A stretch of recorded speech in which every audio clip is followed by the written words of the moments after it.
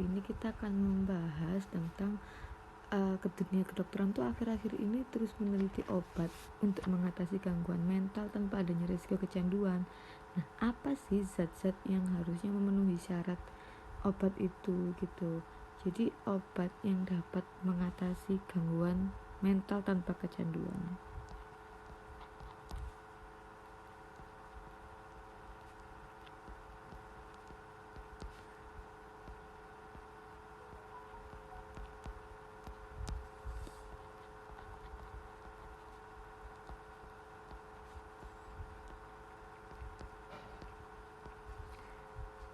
Tanpa kecanduan.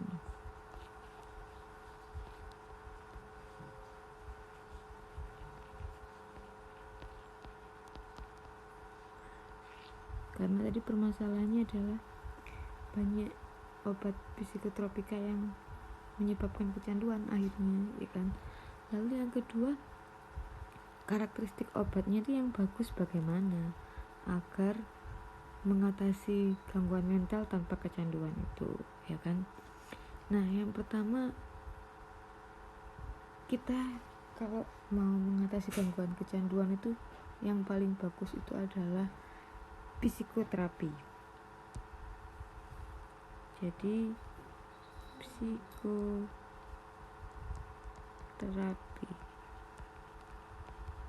kita pasti sering dengar ya kan, psikoterapi. Jadi psikoterapi itu apa sih? Dia itu adalah metode penanganan yang umum dilakukan untuk menangani berbagai masalah kejiwaan.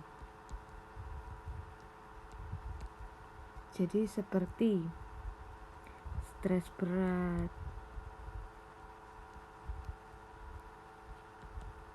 lalu depresi, lalu gangguan kecemasan. Jadi sebenarnya cemas itu wajar sih, depresi itu wajar, stres juga wajar, tapi jika terlalu berat, terlalu berlebih, maka bisa menyebabkan gangguan kejiwaan ini tadi, ya. Nah, jadi sebelum kita memberikan psikotropika kepada orang yang mengalami gangguan psikologi atau gangguan mental, itu sebenarnya kita lakukan psikoterapi terlebih dahulu. Nah, yang pertama, apa aja sih psikoterapi yang dapat dilakukan itu? Yang pertama itu adalah terapi perilaku kognitif.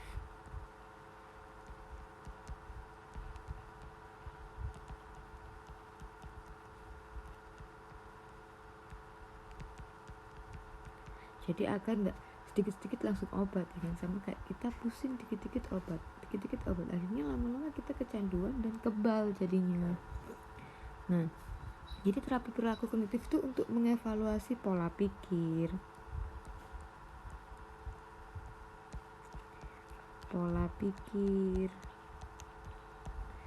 lalu emosi dan perilaku.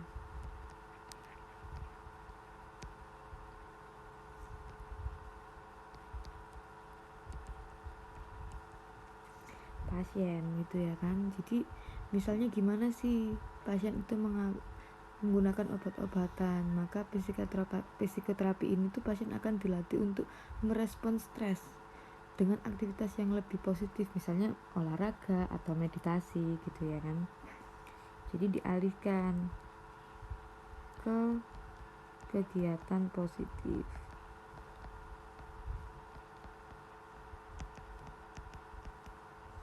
Nah, lalu yang kedua itu ada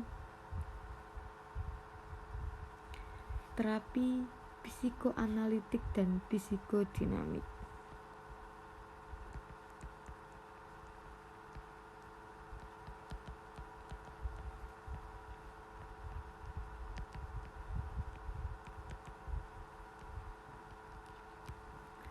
Nah, itu apa sih? Jadi tuh psikoterapi ini tuh akan menuntut pasien untuk lebih dalam ke alam bawah sadarnya. Jadi pasien itu akan diajak untuk menggali berbagai kejadian atau masalah yang selama ini terpendam. Jadi mencoba untuk menyelesaikan masalah ini gitu, memahami kenapa sih kok masalah ini tuh, harusnya bagaimana menyikapinya dalam menyikapi segala masalahnya, sehingga dia diajari untuk menghadapi masalahnya, jadi memahami masalahnya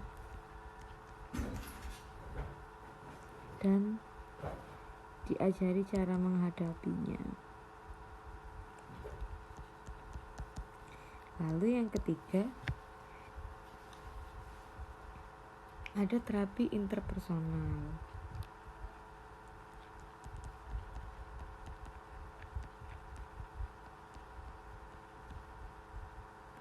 Dan yang keempat, terapi keluarga. Jadi bagaimana keluarga itu mensupport, ya kan, agar pasien ini tidak dikit-dikit depresi dan minum obat. Lalu yang kelima, hipnoterapi.